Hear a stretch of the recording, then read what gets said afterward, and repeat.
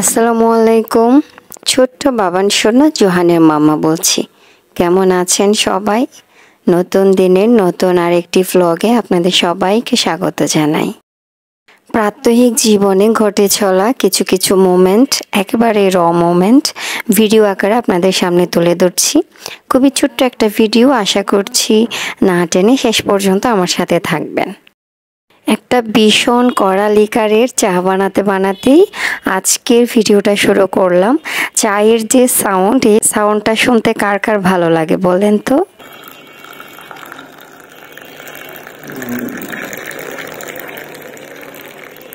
বাবুর বাবা ওঠার আগে আমি সকালে এক কাপ চা খেয়ে চাঙ্গা হয়ে নিয়েছি, তারপর শ্যামাই রান্না করতে আসলাম। রান্না করছি তো হালকা লবণ, চিনি এগুলো তো দিয়ে দিয়েছি, 2টা এলাচ, 1টা দারচিনি দিয়েছি। তারপর হচ্ছে দুধ তো আছেই, দুধ হচ্ছে নামানোর আগে আর একটু বেশি করে দুধ দিব, পাউডার মিল্কটা দিব যেন একটু গাঢ় গাঢ় হয় আর কি। তো এখানে হচ্ছে আমি সেমাই ঘিয়ে ভেজে রেখেছি। আর নারকেল বা বাদাম টাদাম এগুলোর মধ্যে নারকেল তো নাই, দিচ্ছি না। বাদাম হচ্ছে আমি এখানে একটু ব্লেন্ড করে নিয়েছি। বিশেষ করে আমার বাবুর বাবা যেন খেতে পারে, তার হচ্ছে একটু সমস্যা, লিকুইড খাওয়া লাগতেছে আর কি। তো সেজন্য আমি বাদামটা ব্লেন্ড করে নিয়েছি, এখন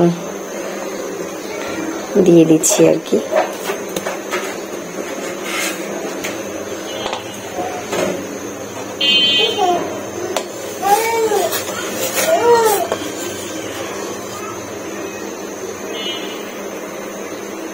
তো সেমাইটা দিয়ে দিলাম আমি।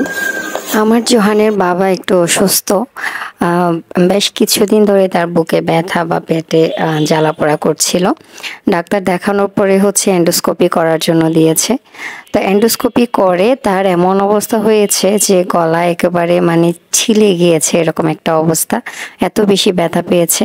তো কয়েকদিন হচ্ছে একটু লিকুইড খাবার খেতে হবে, সেজন্যই হচ্ছে আমি সকালের নাস্তায় একটু লিকুইড সেমাই করে নিচ্ছি। আর হচ্ছে একটু স্যুপ বানাবো, যদিও সবকিছু আপনাদের সাথে শেয়ার করা হবে না।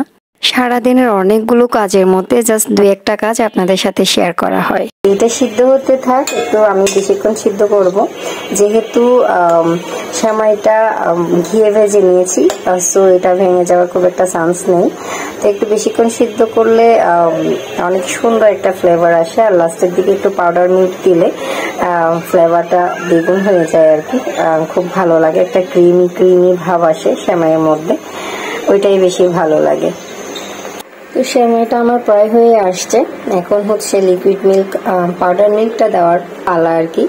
তো পাউডার মিল্কটা সরাসরি দিলে এখানে হচ্ছে দলা পেকে যাওয়ার সম্ভাবনা আছে, বেশিরভাগ সময় সেটাই হয়। তো সেই জন্য আমি আগে থেকে হচ্ছে এটা লিকুইড করে নিয়েছি, তারপরে এখন দিচ্ছি।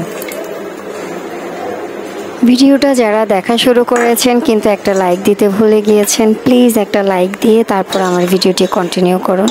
যারা ভুলে গিয়েছেন তাদেরকে মনে করিয়ে দিলাম, প্লিজ একটা লাইক দিবেন।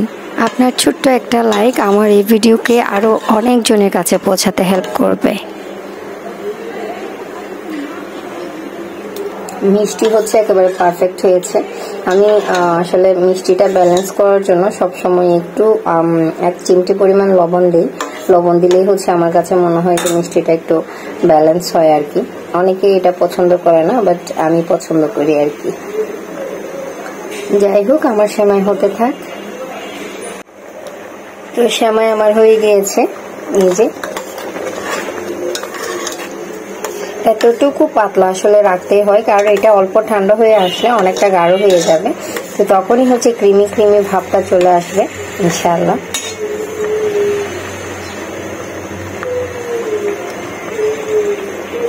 সকালে নাস্তা করার পর একজন গৃহিণী এবং ছোট বাচ্চার মায়ের কত যে কাজ থাকে সেটা তো আসলে এক্সপ্লেন করার কিছু নেই।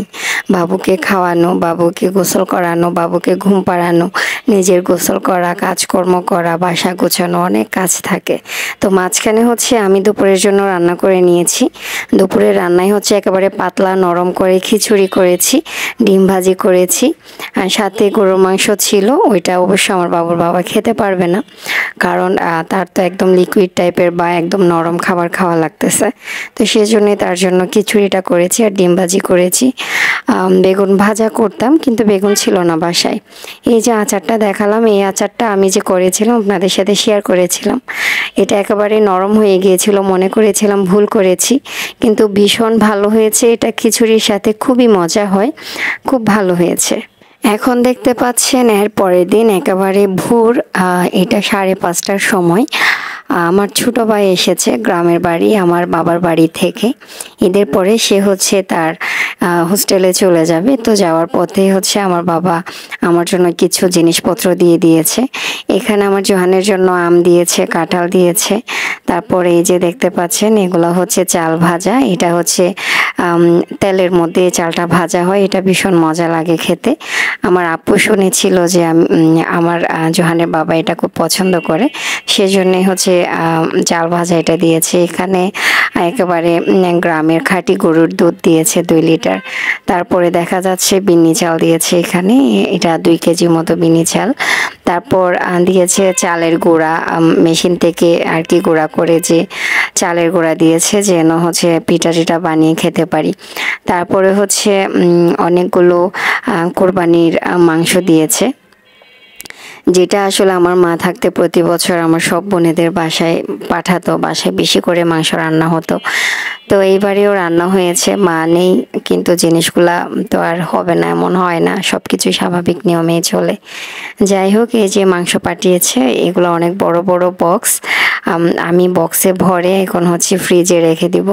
তারা ভীষণ চিন্তায় ছিল, কক্সবাজার থেকে ঢাকায় মাংস নিয়ে আসা, তাও হচ্ছে বক্সে ভরে আনতে পারিনি, পলিথিনে করে আনা লেগেছে। কারণ হচ্ছে এতগুলা বক্স বা বড় বক্স বেশি হয়ে যাচ্ছিল এই জন্য আর কি। তো আলহামদুলিল্লাহ মাংসগুলো ভালোই ছিল। এই যে আমি দুধগুলো হচ্ছে জাল দিয়ে নিচ্ছি, তারপরে ফ্রিজ আপ করব। কারণ দেখা যাচ্ছে এগুলা একেবারেই বরফ করে দিয়েছিল, কিন্তু এইখানে আসতে আসতেই লিকুইড হয়ে গিয়েছে। তো এটা যদি আবার নষ্ট হয়ে যায় সেজন্যই আমি একটু সবগুলো একেবারে জাল দিয়ে তারপর হচ্ছে ফ্রিজ আপ করব। তো এই যে আমি আম কেটে দিয়েছি সকালে নাস্তার পরে, তারা বাপ বেটাকে হচ্ছে আম খাওয়ার জন্য দিলাম। যাই হোক, আজকের ভিডিও এখানে শেষ করছি। সবাই ভালো থাকবেন, আল্লাহ হাফিজ, আসসালামু আলাইকুম।